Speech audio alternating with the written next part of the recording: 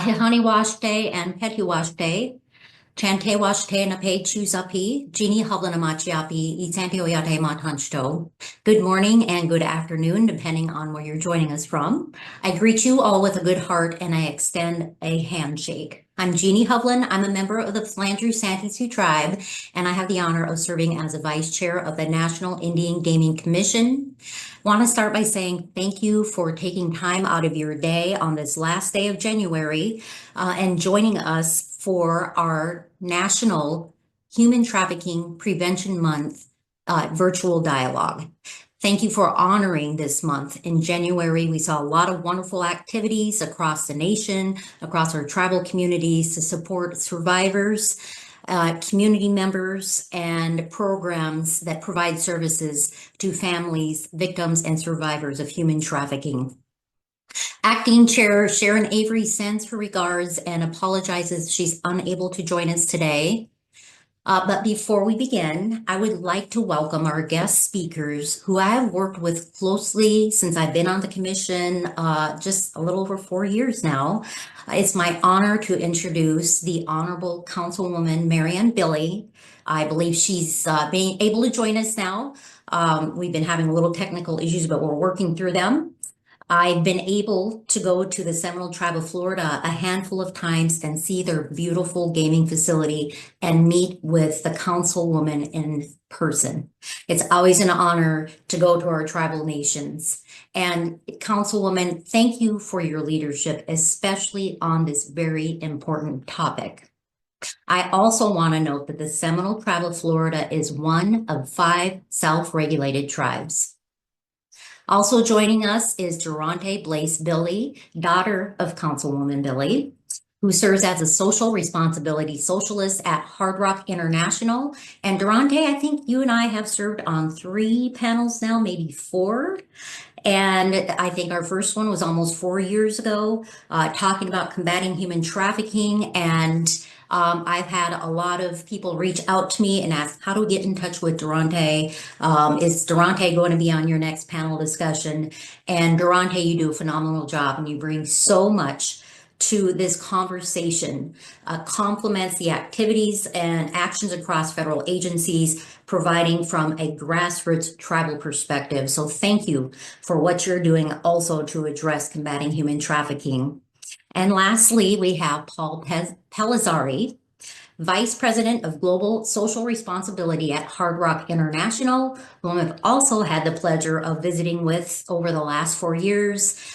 We have reached out to him several times where he has offered his experience and expertise on combating human trafficking in the tribal gaming industry. We are grateful to have our featured speakers today, and we'll be discussing the work that they're doing here momentarily. But this year's event theme is Advancing the Fight Against Human Trafficking, highlights the continuous collaborative efforts made by federal, tribal, and community groups towards progress in combating human trafficking. It's a crime that exploits men, women, and children of all ages across the world. Human trafficking continues to remain prevalent throughout the United States, and unfortunately, our tribal communities are not immune. As members of tribal nations, we have a profound obligation to protect our communities from those who seek to do harm. Since 2017, in collaboration with federal partners, tribes, nonprofit organizations, NGOs, NIGC has played an active role in providing human trafficking awareness training and resources to tribes. We consistently provide these trainings as part of NIGC's responsibility to ensure public health and safety at tribal gaming facilities operated under the Indian Gaming Regulatory Act. Human trafficking is a topic that not only affects the Indian gaming industry, but also intersects with all industries. For this reason, it is important NIGC provides training that promotes vigilance and action.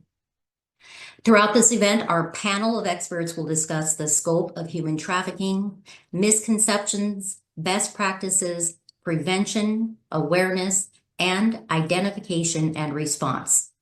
We will also learn how collaborations between tribal gaming establishments, government agencies, law enforcement, and tribal leaders can create a unified approach that drives effective strategies for prevention, intervention, and support for human trafficking victims and survivors.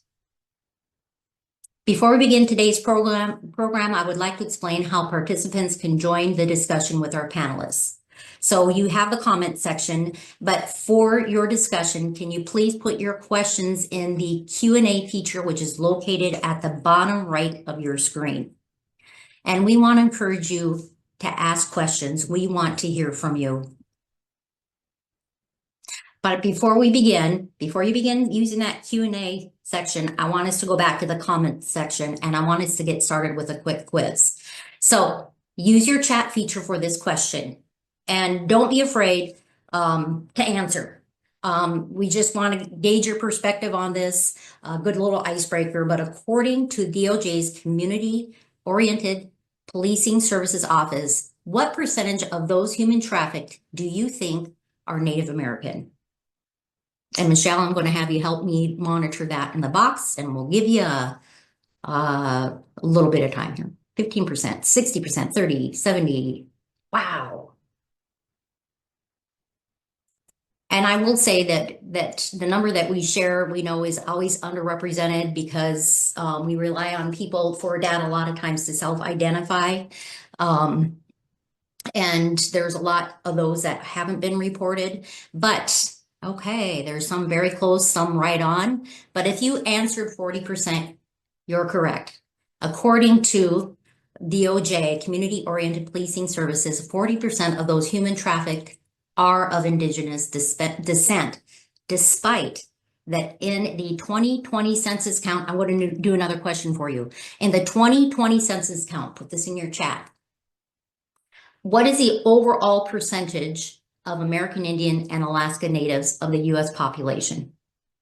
How much representation do American Indians and Alaska Natives have, the percentage-wise, according to the 2020 census? 15, 5, 1. Wow, you guys are good. All right. Okay, so,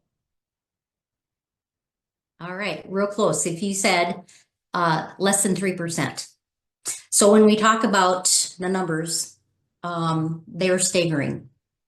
And they identify that Native communities are at high risk for human trafficking activities, something we already knew, but also with some data to back that up.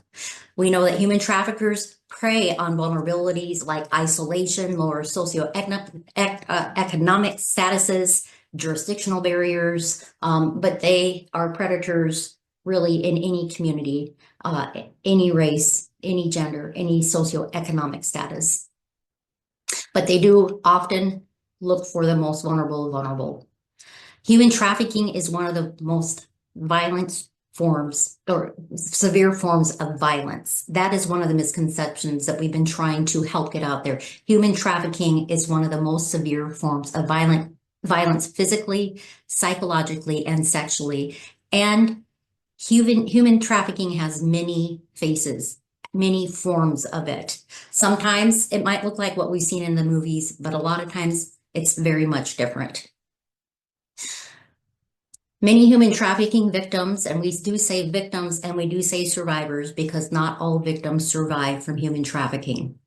And many victims are still missing, and again, with some even murdered. Families, friends, and communities remain heartbroken and left to pick up the pieces while their loved one is gone, and they continue to seek answers and justice for their missing and murdered loved one. If any of you here joining us today are going through a situation like this or have, my heart goes out to you. And hopefully you'll be able to find some encouragement and some resources that will be helpful. Traffickers may use gaming and hospitality establishments to carry out their heinous crime of sex trafficking. As the first contact of patrons, casino workers are uniquely positioned to identify suspicious activities and or behaviors such as human trafficking. Tribal gaming facilities are actively working towards empowering their personnel through training, implementing safety protocols, and embracing technological advances. I have witnessed personally firsthand how tribes and their gaming enterprises are proactively addressing human trafficking while fostering safe communities. NIGC has featured tribes in past virtual events, and you can access those recorded events on our website, nigc.gov. Click on the Commission tab, and then you'll see a number of categories, and you'll see human trafficking resources. Please visit that page if you have not before. We have some fantastic resources, as well as our virtual dialogues. This is our 4th year in a row of honoring Human Trafficking Awareness Month and having a virtual dialogue. A little bit more about NIGC and the work we've been doing. In this last year, we conducted 30 human trafficking presentations with an attendance of almost 3,000 participants.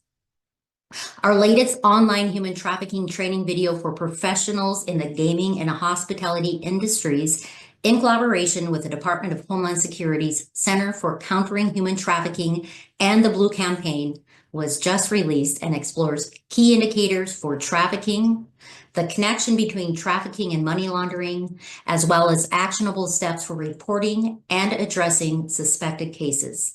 You can find this free, valuable resource on NIGC's YouTube account, and the link is being provided for you in the chat. For those of you who have received the training where I have come out, possibly Eddie Ilko, Department of Homeland Security, Blue Campaign, Bureau of Indian Affairs Missing and Murdered Unit, this is the training for that you might have received in person. This is the exact same training for hospitality and gaming. So we are thrilled to have this resource available virtually and accessible anytime that you want to provide this type of training in your gaming or hospitality industries. So we do have a lot to cover today. Our conversation, again, is going to be recorded. It will be posted on our human trafficking resource page. But let's get started with our discussion and our panelists today. First of all, Councilwoman Billy, you're a recipient of the 2023 Protect All Children Trafficking Pact Award. I just admire the work that you're doing. Congratulations to you. And we really need your expertise and insight. Can you tell us how some of the history on why and when the Seminole Tribe began human trafficking training and developing your resources? And of course, Durante and Paul, feel free to chime in anytime you'd like. Well, welcome everybody. It's good to be here. Can y'all hear me well? Because I was having trouble, Yes. technical issues. Even though we went through COVID and we should probably have this solved by now, but it's still happening here. So, welcome everybody. Hentamo, Hintolok, welcome, and I hope you all are doing well. Well, to start off, the Seminole Tribe, we as a matriarchal tribe. Just like not every other tribe, just about majority of the tribes that are matriarchal, we respect the life and women. For me, I am committed to use my platform, to bring awareness and to help prevent the victimization and to hopefully end human trafficking. I know it's been around for many thousands of years. But however, anything that we can do to help, whatever platforms we are on, I've been fortunate enough by my tribe to sit as counsel and, have the platform to utilize and bring awareness to. Our tribe's values of sovereignty and protection that's rooted in our history and survival compel us to tackle these issues head on. The Seminole Tribe, I think just so you give you a little context, it started. I can't take all the credit for it because, as you know, and as you guys are aware, everybody who's on this panel, to Mr. Paul, Mr. Rante, all of this takes a team effort. Not one person can tackle this issue. And, if it wasn't up to all who are involved, the people, the individuals on listening, the speakers, we wouldn't be able to have these types of conversations. So we began human trafficking training and developing resources probably about 5 years ago. I've been, I've had the pleasure and the opportunity to sit on council for 4 years coming in May. So the prioritization of this has been driven by tribal councils. We do deeply care and are rooted within our communities. So, the safety measures that we put in place are not only for, the human trafficking arena. I can't think what word to use right now. I apologize. But, it's we worry about our own people, just to give you a little brief history. here in the Big Cypress Reservation. We are at least an hour away from Fort Lauderdale. We're an hour and 15 minutes away from Naples. We're right in the middle of Everglades. If you know where I-75 is, we are right in the middle of that, and as well as our Miccosukee family. So we're dealing with a lot of development. And with development, as some of you may be all aware, comes, traffic, traffic of truck drivers, dump trucks. We actually had to I had to push to put an ordinance in place because when we have a sand mine that's right next to our reservation. So when that opened up and when I had got into office, one of the big priorities for me was to put an ordinance in place to stop traffic from coming in our reservation lands between certain times. We have kids that go to school. They go to school outside of the reservation. So, the school buses, and we have a small 2-lane road. So that was one of the initiatives I took here for the reservation, and it spread it to all the other reservations. But those type of things that we as tribes, we as individuals, no matter where you're from, those type of things work because I know up north they have the oil drilling, out west. I think we all do everywhere. And with those workers, sometimes things can not so great. So we put an ordinance to where they couldn't come in because a lot of the community was worried about their children who was walking down the road, truck driver come in, we don't know who they are. So that's one of the big reasons why we put it in place. And as an indigenous Native nation, we're painfully aware of how human trafficking disproportionately affects our Native communities. And as seen in the crisis as MMIP, missing and murdered indigenous peoples, me and this platform, I will always advocate for the victims and vulnerable individuals. And as a tribal council member, I have made, human trafficking prevention a campaign a priority for me. And, prior to receiving the award, I've always cared for children. I'm a mother myself. I'm a mother of 2. I took in 2 brothers. I also took in my late cousin's 2 kids. So, I've always enjoyed going to youth conferences such as Unity. So we do a lot over there. But so it's always been the youth has always been my inspiration. They say we should be the inspiration to them. I feel they are my inspiration. So I think some of the work that I've done prior to being in council is probably, I believe, is the reason why, I was awarded the award. And I was very shocked because, I can't sit here and say I can take all the credit for that because I will always be the one to say I cannot, with everybody on this chat, everybody who has helped put this Zoom meeting in together, all the work, regardless of what sectors you in, we all share that credit with each other.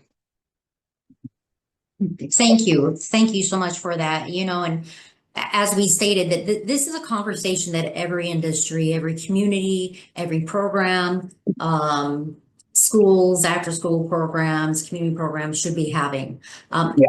for prevention, for protection, for awareness. So any Durante or Paul, did you have anything to add? Hi. Not to put you on the spot. Hi.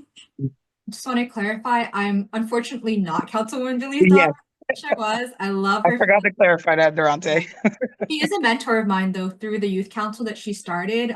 I've been very close to her throughout my career, both just in tribal advocacy and throughout this. So I can totally attest to the fact that, community safety is really something that starts not at the platform of council. It's something that for the Seminole tribe is just throughout so many different clans, so many different families. And that's why it's such an important topic for us. I think a huge part of why our development has been so successful and why our development has been ramped up in the last few years is because council's not shying away from this conversation. I think a lot of times in gaming, just the gaming industry generally, a lot of people tend to, not focus on the parts that seem unattractive or unseemly or uncomfortable or even painful for us to address. And as Indigenous people, we know that this is a historical reality for us, whether we're affecting Indigenous communities or just all people that interact with our properties, with our gaming operations. So it's something that we really don't want to shy away from because we know the consequences of kind of hiding that away.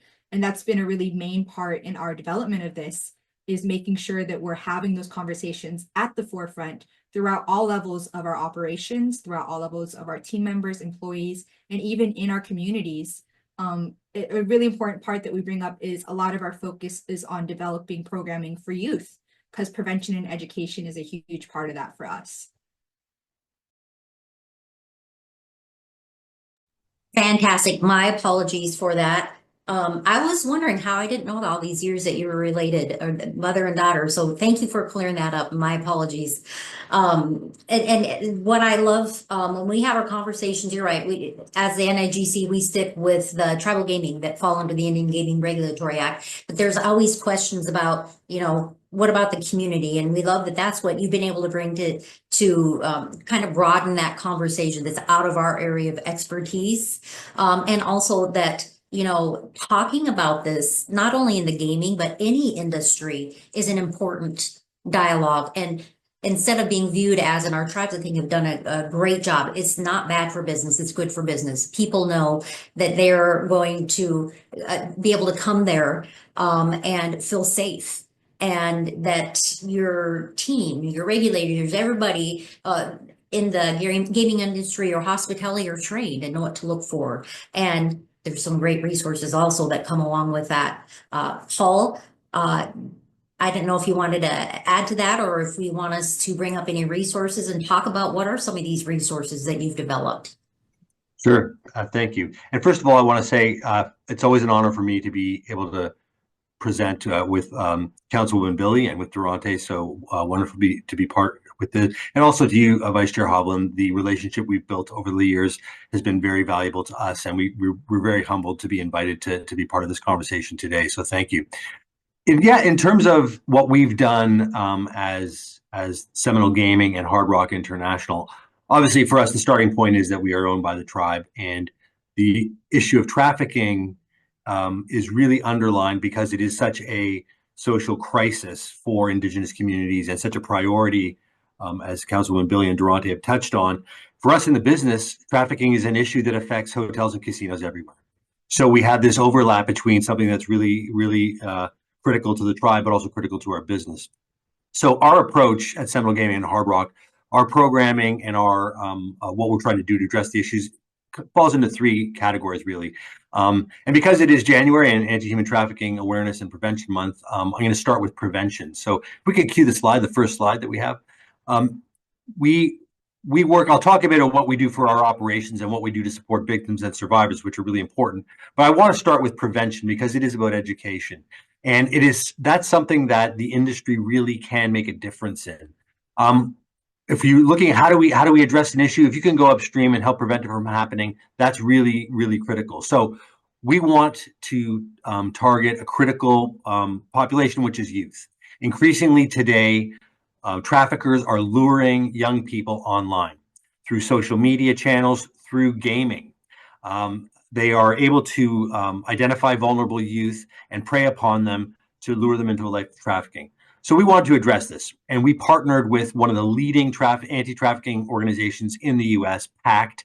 They are part of the global ECPAT affiliated network. We created an education program that we got into classrooms across the United States. This program, called the Social Identity Quest, is free, and it is a quest-driven educational program that gets young people to talk about what they're doing online, what their habits are, what their awareness of safety practices are. And it leads a conversation where they're the ones generating the answers. We've gotten this into over 60,000 high school classrooms in the United States. 1.2 million students have completed the program, spending between half an hour and an hour and a half in classrooms on this. We measure the success, and we've seen a 22% increase in healthy attitudes toward gaming. This month, we just announced a new version of this for middle school aged students that will be launching in February across the United States. We've also introduced a version of this into Mexico, where it's been adopted by at least one state. So that prevention piece is really important because we want to be able to address the problem upstream. I can pause there, Jeannie. Other things I can talk about, but I can come back to them with other questions if you like. Can I add in too as well? Because I know we're talking about gaming, but I just want to stress too that with our tribe we prioritize the training for our Seminole Police Department. So working with gaming as a sovereign nation, we have our own PD. And some of the resources, because Paul is mentioning everything on the gaming side, which we collaborate and coordinate with each other when these things happen. So just some of the things that the Seminole PD does for us, as I believe every tribe probably has a relationship with Homeland Security. So we allocate resources to Homeland Security unit to address human trafficking. The PD, they also monitor websites, social media for trafficking. I believe um, we just recently, probably not too recent, but I think within about a year or so, there was it wasn't on the gaming side, it was actually on the tribal side of things, where an individual was trying to get a job at a hotel, and they reached out to the hotel. They felt like something was sketchy. They called it in, and come to find out that was a trafficking ring from a hotel. So those things, working with our PT, our SPD, I'll say SPD for Seminole Police Department. So they monitor websites, the social media for trafficking patterns. We have partnerships with the FBI, Homeland Security, and local organizations.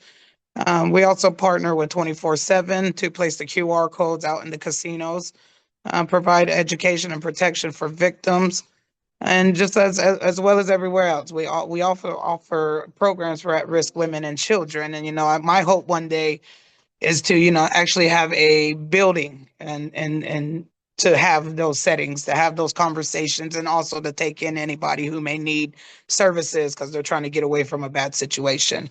And as I believe, as many of us, we also collaborate with all the local law enforcement, prosecutors, anti-human trafficking organizations. And I know there's a lot of communication, organizing, collaboration that needs to take place, and I am very proud to say that within the gaming, the Hard Rock division, our the council side of things, our PD, and our local partners, everybody has been very well taking this initiative to the next level, in my opinion. So I just wanted to add that part. And I commend you for that, because that is one of the barriers that I hear about. And it isn't that people don't want to collaborate and don't want to break down those silos. It's a matter of competing priorities and getting one or two people scheduled together, let alone different community programs. But again, I think where it's prioritized from the council and the community, it seems to really drive that multidisciplinary approach. So I commend you for that. Durante?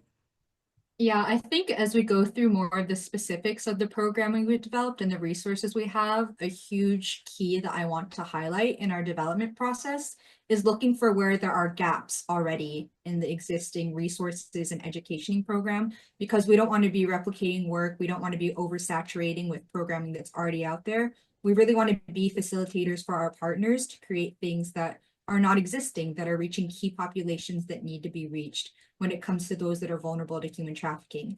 And so as me and Paul, the rest of our resources, just keep that in mind, that behind all of this development is a lot of, back and forth with experts in the field, with survivors. A lot of this is survivor informed completely.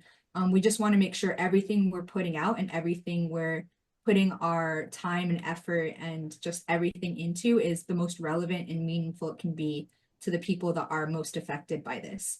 So a lot of it isn't just, finding out, oh, what's an easy toolkit we can publish so that it looks like we're doing something. No, it really is looking at what are the gaps, what are the barriers to getting these resources and this information to the people that need it urgently.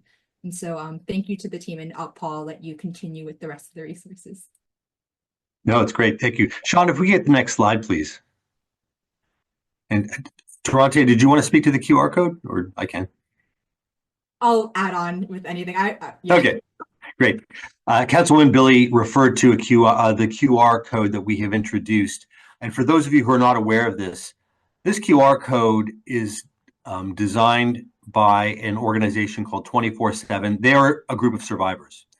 They created this QR code because their mission is to make sure that victims who may be in a hospitality environment, a hotel or a casino or elsewhere, have direct access to immediate resources that are valuable. We are actually the first hospitality company to introduce this across our entire system. So all of our hotels and casinos have this QR code. And what happens when you scan it, if you're a victim at our property and you scan this code, you immediately get prompts on what your situation is. So one of the things that I've learned since working in this space is that often a victim will not necessarily identify with the language trafficking. They will not necessarily see themselves being exploited in the way that they are. So the first thing, if you scan this code, it asks you these questions. Are these things happening to you? Have your personal identity documents been taken away from you? Are you being threatened? Are you working excessive amounts with no pay? Are you being sexually exploited? And when the person sees this, this is a kind of realization for what they're experiencing and going through. So having this, the other things that are possible to someone who scans this code is that they are able to, if they want to, get local police to the property immediately. Councilwoman Billy described in great detail and the importance of our relationship with tribal police. With the Seminole Police Department, it's a critical relationship. So if the person were to scan this in Florida, Seminole Police would be able to intervene if they wanted to. What we tend to see, though, the thing that happens most that is really meaningful is that sometimes victims, when they scan this, will give information on their situation. They'll talk about where they are. They'll talk about, they'll provide their name and their location. We've been able to have, so over 120 such reports have been filed since we rolled this out. And many of those cases, that's led to direct intervention from either local police or Homeland Security. So these are people being helped directly. We feel that this is a really important thing for us to do as the hospitality industry, because if there's a victim on our property, what can we do to get them the help and the outreach that they need immediately? I think another thing to highlight that's really significant about this QR code, and again, going back to that point of we're trying to bridge gaps in resources and access for victims and for survivors, is that this goes beyond the state mandated for many of our states, where it's just in the 2 most popular languages, the 2 most spoken languages. This QR code presents possible reporting for over 35 languages. And that's even some indigenous languages like Taiwanese, just for everybody, because our properties are in really globally, I think, centered places where we're having a lot of people pass through. And again, it's seeing it from a victim and a survivor perspective, where we're not using the, are you being trafficked? Call this number. There's also some safeguards put into this QR code to make sure that it can't be retraced if a survivor or victim is using a trafficker's phone. So really, we are being very intentional with what we're putting out there to make sure it's as safe, as relevant as possible, and that it's being as openly accessible to anybody who might need these resources. Well, that is fantastic. And a QR code, I think, is probably also reaching the next generation and how they communicate. QR codes used to be, really confusing, and now it's part of everyday life. And I think this generation and the next generation really relate to QR codes. And both Paul and Durante, you touched on something that's so important. When we recommend that human trafficking signs be posted like in the backward part of a stall, if it's in the casino or any public place, to have those indicators, because oftentimes, most of the time, the victims have been convinced by their trafficker and their buyer of sex that if you try to flee or go to a security guard or go to law enforcement, you're going to get arrested for prostitution. And you're the criminal here, you're not a victim, and they have no idea that force, fraud, coercion, that they are a victim of human trafficking. And so the language from a survivor's perspective, lived experience, is so important. And I'm so glad you've implemented that into your resources. So thank you. And also congratulations and thank you. I think, I could be wrong, but you were one of the first, if not the first, hospitality industries to implement this. Yes, that's true, Vice Chair Hovland. We are, and we're very pleased with all of our hotels and casinos and how they've embraced this. Wow, fantastic.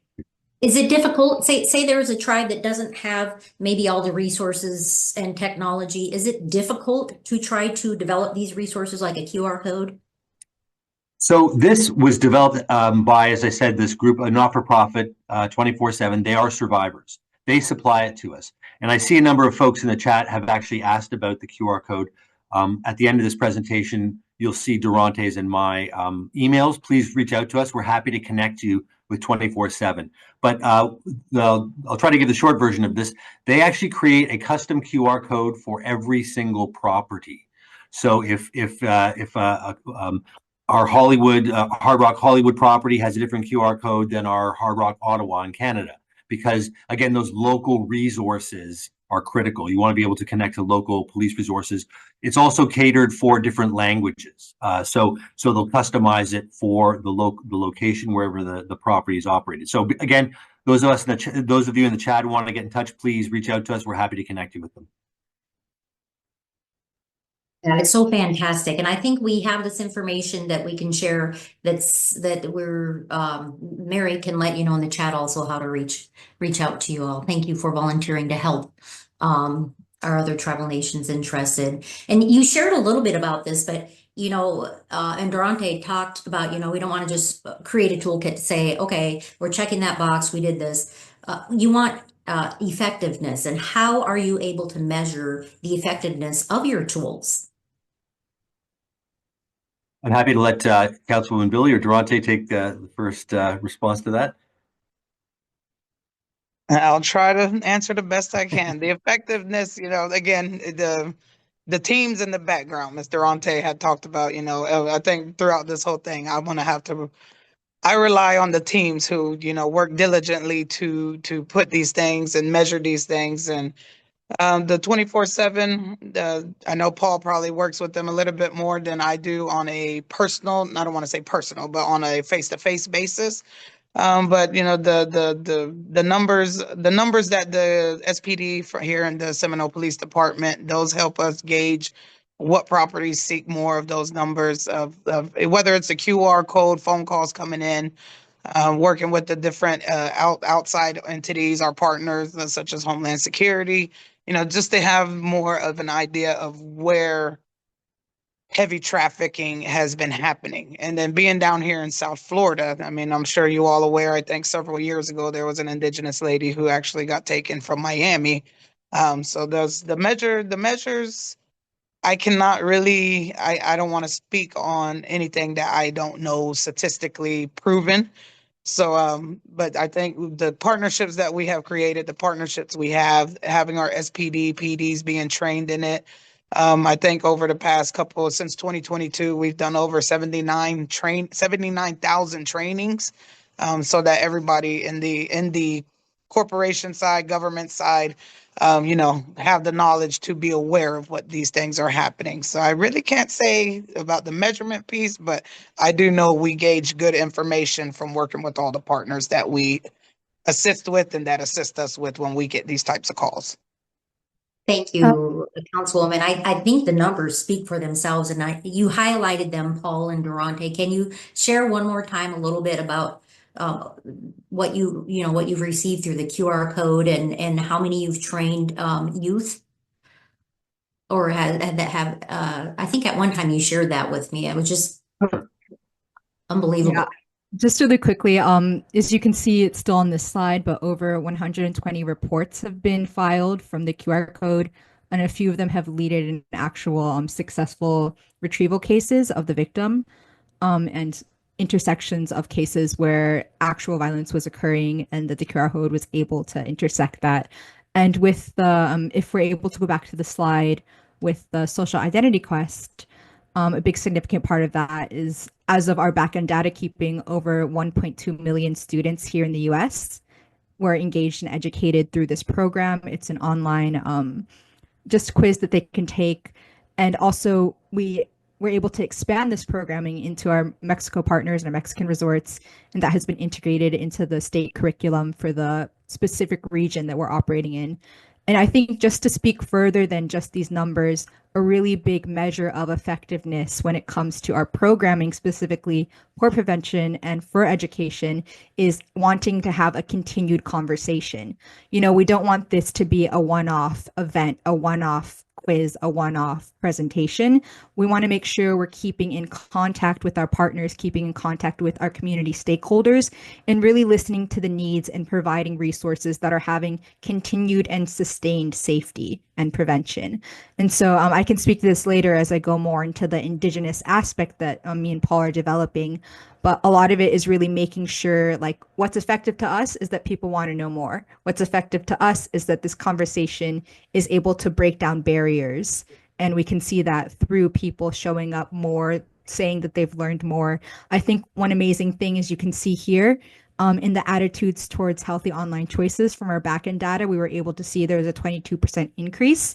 And when we make these programs, we don't ever want to make assumptions of what success looks like, because success is very different across the board for different populations groups, for different goals of education. And so for us, the effectiveness is really making sure that this is something that people are receiving positively, that people are feeling safe to engage with. I think that's a huge one for us. We want to make sure that a lot of the things we're doing is trauma informed, because we don't want to perpetuate more violence around these topics, especially when it comes to training our staff and having these conversations. We'll speak a bit more to this, but we also have some programming where we're reintegrating victims and survivors into our workforce. And so a lot of that is making sure that just all around safety and continuation of this makes it really effective for us. You know, it's quite amazing all that you're sharing today that has evolved in just 4 years. That really is not, that's a short amount of time. And all the resources, education that you're doing is quite amazing and very inspiring. You've been on the panels with me, Durante, and I've talked about how the gaming industry has a unique role when it comes to combating human trafficking in a couple different ways. One is through the advanced technology. Sometimes, and Seminole might be one of them, might have the most advanced technology in their community and surrounding communities, able to facial recognition, license plates, readers, being able to monitor suspicious activity without ever letting on to the potential victim or criminals that they're being watched. Also, the industry is usually the biggest or one of the biggest employers in the tribal communities, and it really helps bring that economic independence to many of the community members. And human traffickers often target people that are in poverty, don't have money to be able to get the basic food, shelter, clothing, what have you. And so the jobs and careers right there through the gaming industries is phenomenal. And then tribes, some of them have used their gaming revenues to reinvest in community programs and diversifying the jobs, the economy. So it's quite amazing when I've traveled to see the positive impact on tribal gaming or of tribal gaming on this topic of combating human trafficking. Would you agree with me? Is there anything I've missed when I talk about that? Yeah, I think beyond the direct like survival aspects of providing helping communities and individuals come out of those vulnerable states by providing consistent jobs, a safe place to work, a safe place to be reintegrated into society if you're coming out of a victimhood mindset, if you're coming out of a trafficking situation, that's also something we provide. And I think beyond that, something that's really powerful about tribal gaming and being an organization that's, supported by tribal council and ran by tribal council is that us being in this industry allows us to have a platform for MMIP and addressing the crisis of human trafficking and how it specifically and historically affects Indigenous people that really across different, the industry is non-existent. One of the main reasons we know MMIP is so prevalent is because there's a lack of awareness, whether it be the causes, the vulnerabilities, the risk factors, or even awareness about current cases, awareness about prevention methods for tribal communities. And so really the intersection is amazing for tribal gaming because not only does it allow us to create life-changing jobs for people that might be at risk of human trafficking, to create safe spaces in our communities. As you were saying, families can go to the resorts or the casinos and know that it's going to be safe for them to participate and be on property because everybody's trained there. But on a more, I think movement level as Indigenous people, tribal gaming also gives us that platform to address this crisis of MMIP. And it gives us the way to have, I think, access to one another, to connect to other tribal nations, to share strategies for protection and resources like that. So I think that's been a huge benefit, just beyond the, individual lives touched by tribal gaming developments. It's really that cultural movement that it allows us to contribute to. Fantastic. This is why I'm always asked to have you on our panels.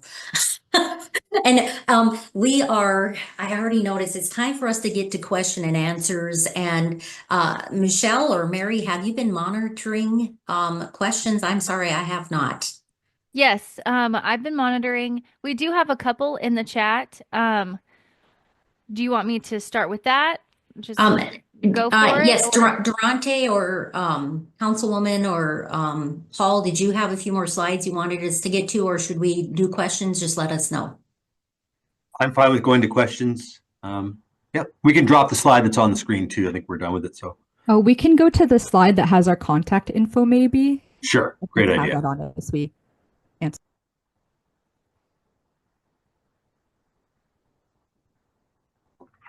Fantastic. so the first question in the chat is how can the average person help in the fight against human trafficking, both in their own community and globally? Excellent question. Who wants to start? I'll start in first. As I know Durante will probably have a whole lot. She'll have a lot more information, but as someone, as an individual, bringing the awareness. I'll use my when I was doing the youth council before I became a council member. Again, bringing that awareness. Bringing that to whether it's your family, your community, your friends, bringing that awareness to them, sharing information, sharing resources, and then also looking into what type of resources are available to you in that community. We're fortunate here, the tribe has the resources to do, such as Mr. Ante just spoken. The gaming revenues help us do a lot of these things. So we are very fortunate to also help and share with the other tribes and outside entities, outside partners. But for me, I think, getting the conversation started is the first step. The second step is looking for resources that may be available to you in your area. And then the third step is, having conversations such as this that we are having today. I think you spoke very beautifully to that, Councilwoman Billy. I think that's very true. I think it seems daunting because it seems like a huge crisis to overtake. But we've mentioned this before on both a tribal gaming level and as an individual level. A lot of it is connection. Knowing your community members, being there for one another, being aware of who the nonprofits are in your organization, what police departments are in your organization, if that's a route you feel comfortable operating in. It really is that connection piece. Because it seems like it's a daunting issue when you think you have to take the work on by yourself. But a lot of the resources and access are already out there. There's no need to replicate labor or put that on your own shoulders. Of course, please look into resources and make sure you're educating yourself as well. But really, that central point in how you can help fight is staying connected, staying aware and sharing amongst your community members, all those great resources, sharing that connection, and really encouraging people to be aware of the safety of one another. Both fantastic. Absolutely spot on. And Paul, I don't want to put you on the spot, Nope. but I don't want to interrupt you either. I think Councilwoman Billy and Durante covered it really well. They did. They did. And I just want to reiterate, make sure that you understand and that it always starts with us, with ourselves, and then our homes, our community. I've heard tribes, survivors say, find out, is there a human trafficking program, task force in your community? Volunteer for them, help, see what their needs are. How can you help? Share information, be a safe person. If you know that there's somebody that has gone through a human trafficking situation, make sure that you show that support, get training to know how to support, and make sure that you can be a safe person in your community when you have a survivor coming home and it's a long journey of healing. And so that has been a recommendation that I've heard. Fantastic. Did we have any other questions, Mary? Yes, Vice Chair, there's like a few more. Oh. The first question, it goes along with what you were saying, so I'm going to skip to it. It says, do you offer or have any resources for training? We are wanting to train our casino staff. And one that goes along with it that I'm going to mush them together. It says, from the regulatory side, tribal gaming, any suggestions on how we can present this idea to the operations side? So I can jump in on that one, Mary. So for anyone interested in casino training, I'm part of the American Gaming Association's task force on human trafficking. We created the first ever standardized casino team member training for human trafficking. It is a free resource that is available from the American Gaming Association. It's been designed to address signs of human trafficking on the gaming floor. So again, that if you get in touch with me, I'm happy to connect you with the American Gaming Association. That's been created. And again, there was survivor input. Lots of organizations had input in it. Homeland Security, a number of others. So happy to make that resource available to you. It is free. And then I'll also add in on the PD side, the Seminole PD. So if your communities or your tribes, wherever you are at, needs help with the police department side of things, Tia Hendricks on our Seminole Tribe PD force is part of the Homeland Security Unit team. And if you get with Mr. Paul, he can share that information with you all as well. I'm just going to add that I think Jeannie also has a great answer for this. I know there's so many resources that her and her team put together that are free to access. If you want to speak more to it, Jeannie. Well, thank you for that. Yes, I say take advantage of all the resources, the AGA training. There might be something in there that we don't have, but we also developed this training that we just announced is online. Mary Parker, who many of you know, is the person that provides this video training for casino employees. And then Diego from Department of Homeland Security provides the training for indicators, what to watch for in the hospitality industry. And then they talk about, okay, we helped you identify these indicators, now what? And then how to safely respond. Also how to watch for money laundering and human trafficking. The casinos is included in that video. It looks like it was just added in there also. For general human trafficking outside of the industry, if you go to our website, we have a fantastic pamphlet full of resources. As a councilwoman said, also law enforcement is so important. We've had security guards that we've gone and done training and said, we'd like to be a little bit more specialized. The Bureau of Indian Affairs Missing and Murdered Unit has been able to kind of fill that gap more specifically for security guards. So there's a lot of resources out there, a lot of information. So we're trying to keep them up on our website page under a pamphlet, which we can probably get in the chat also. Thank you, Durante. A second piece of that question was, are there any suggestions on how we can present this idea to the operations side?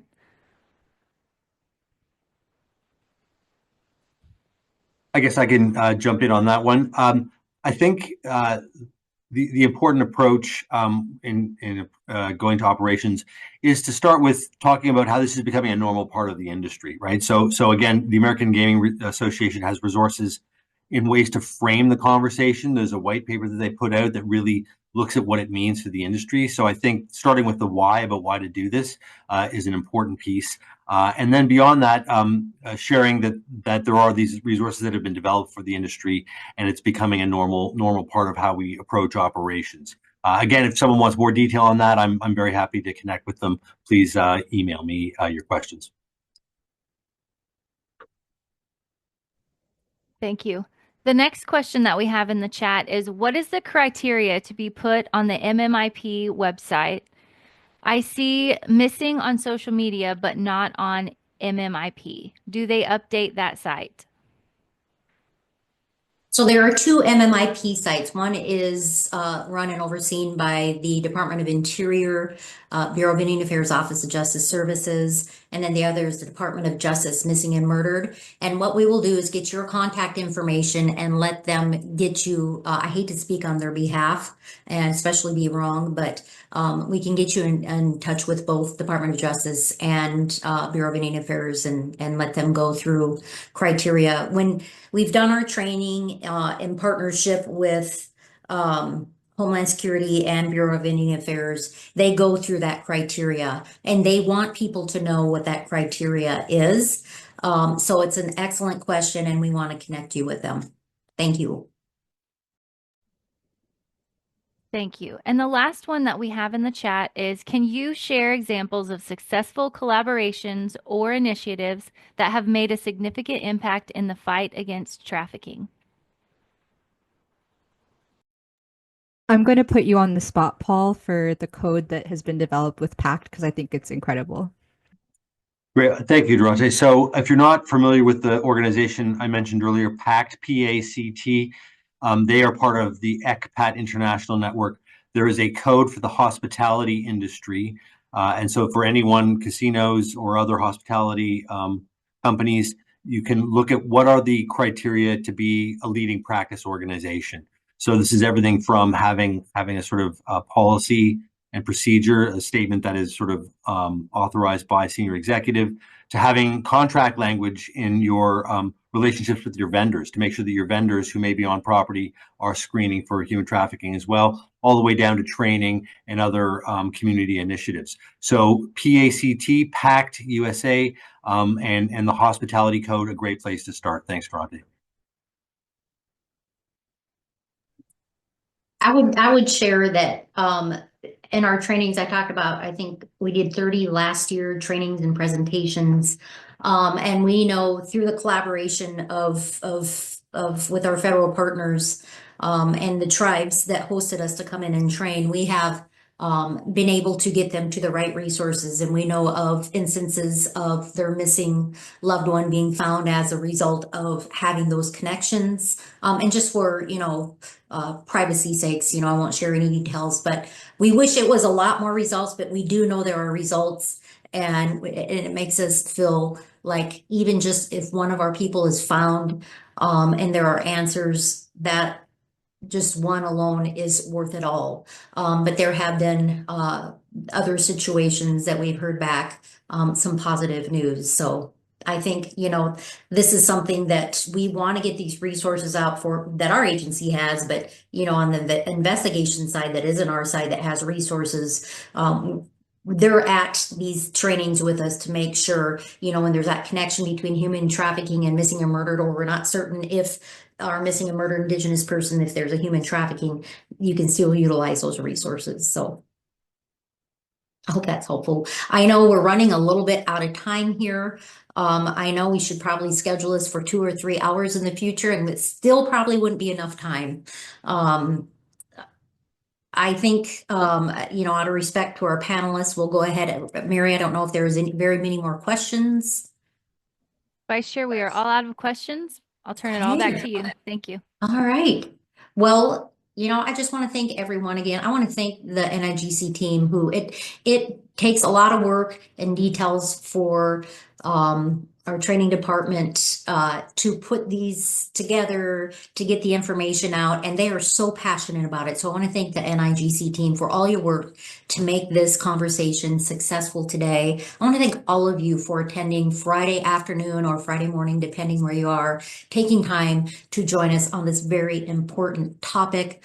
Enchante Pidami Eshto, thank you from my heart to Councilwoman Billy, Durante, Paul, for what you are doing. I'm getting goosebumps just talking about this today. Obviously, you're so committed, you're passionate, and you're making a difference. And as we close, I want to make sure we keep this momentum. Durante said it can't be a one-time conversation. Please get familiarized with the resources of our agency, the resources shared today by the Seminole Tribe of Florida. Share it with others, utilize them. That is our ask. There's been, ask for resources for years. They're being created. Please utilize them, share them with others, take advantage of those. We need you to help us advance the fight against human trafficking. Thank you again for joining us. I'm not going to say goodbye, but rather Toksha Ake. We'll see you again. Thank you for joining us today.